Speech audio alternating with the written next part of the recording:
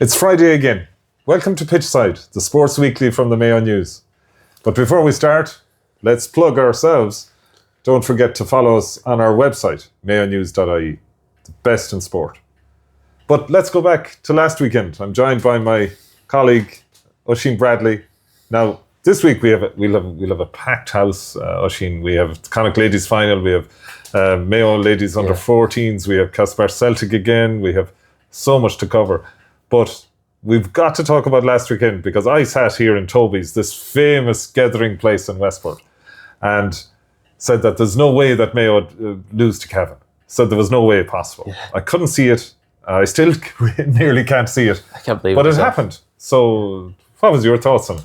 Jeez, I was there myself in McKeel Park that day, and before we went into McKeel Park, there was talk about beating the spread. There was a spread of 6 points on some of the bookies. Oh, that was money. They were giving us money. Oh, yes, that's what everyone thought. But at this stage, it looks like Cavan were going to reverse the spread at a point. Yeah. It was just such a nothing performance from Mayo. Like, you could apportion blame to everyone. The management had to take a bit of the blame. The players themselves looked a bit almost listless out there at times.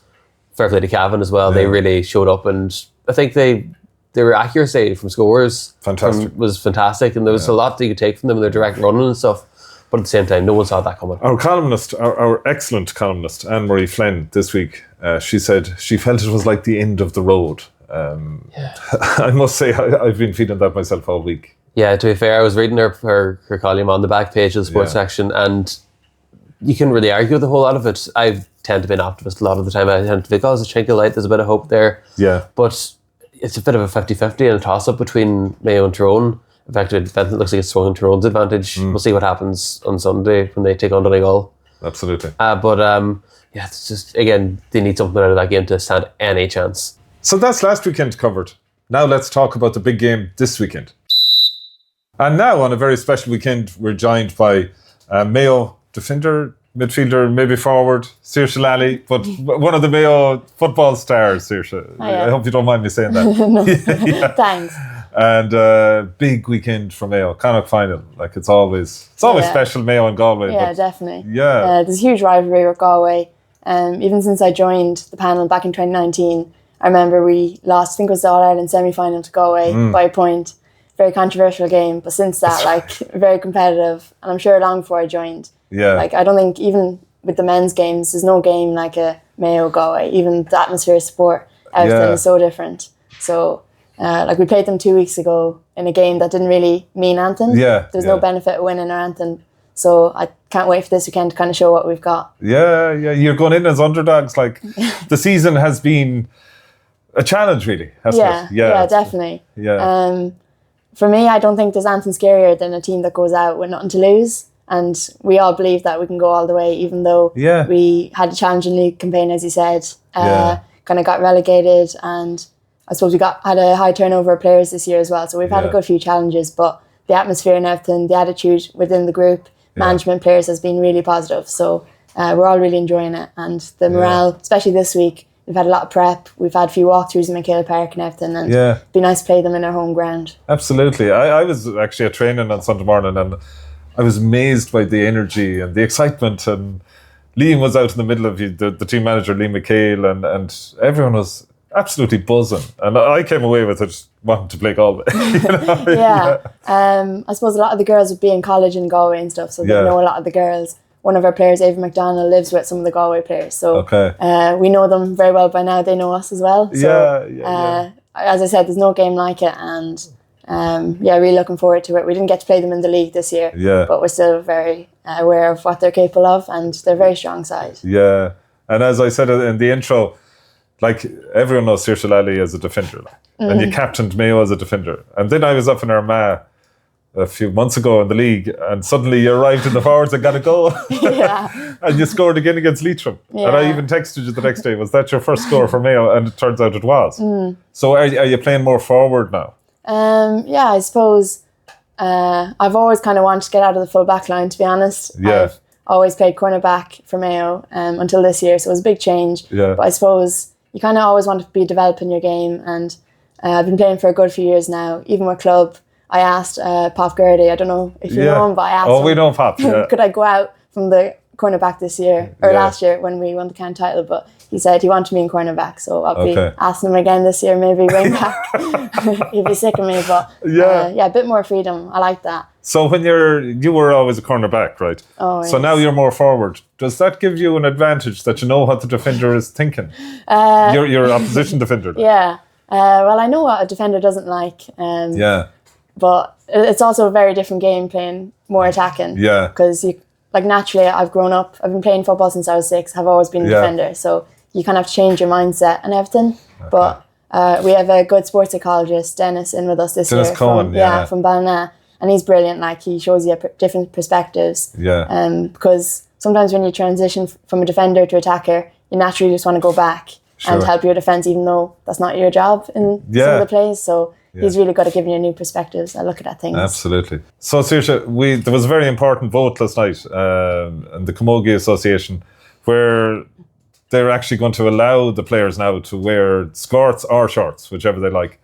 It has been very controversial for the past few weeks. What was your thinking on it? Personally, what was your thinking on it? Well, I've never played Camogie before or anything like that, but I was delighted to see that they got a choice last night.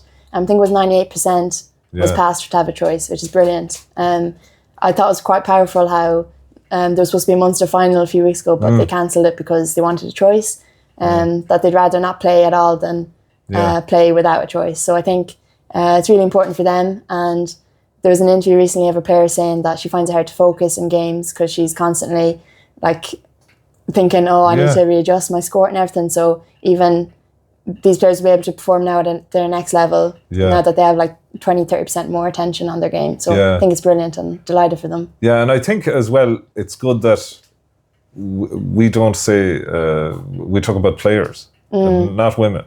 We talk about players. I think that's so important, that sport is about the participants, not men, women, or whatever. It's about the players. Definitely. Yeah. I think the whole thing was so powerful. I think it's admirable. Very eye-opening, and for me it was common sense that they should have a choice. So absolutely, I'm delighted for them.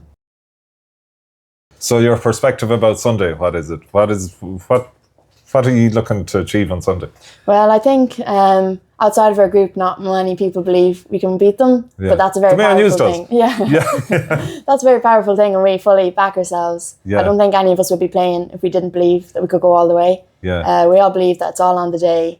We have no doubt, you have to be realistic, that's going to be a tough game, but we know what we can bring, and we showed snippets of it in the league. We performed in games for 20-30 minutes, but we're planning on performing now for the full game on Sunday. Yeah, well, we'll be there, Saoirse. We're really looking forward to it. And we're absolutely delighted that you joined us in Toby's, a famous Westport gathering place, I have to say. Thank you. That was Saoirse Lally, one of the stars of Mayo sport, never mind the Mayo ladies. Saoirse, as she said, started playing football when she was 6. And this weekend, I'm lucky enough to be covering some young Mayo sports stars too, when I go to Burr to cover the Mayo under-14 girls in the All-Ireland semi-final against Cork.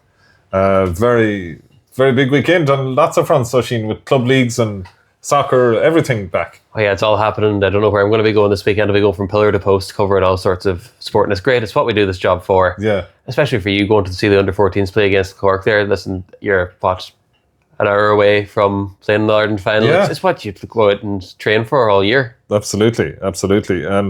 And then the soccer leagues are back. Castleborough Celtic won the Connacht Cup last week. Yeah. It's fantastic.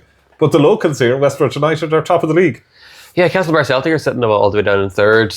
Westport, their old rivals, the Gobies, are at the top of the table. Glenheston. And Glenheston in second as well, yeah. But again, if you look at it, the thing that matters at the minute really is the games played. I know you can look at Westport and say they're top of the league at the minute, but they'll have to keep winning and winning and winning, because Celtic are going to be snapping at their heels when they play those games in hand. It's going to make for a good end to the season, in fairness, as Celtic try and gun them down and maintain their place at the top of Mayo soccer.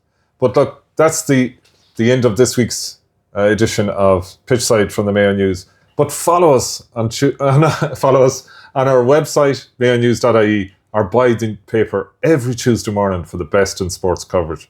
Before we go, big thanks to everyone in Toby's.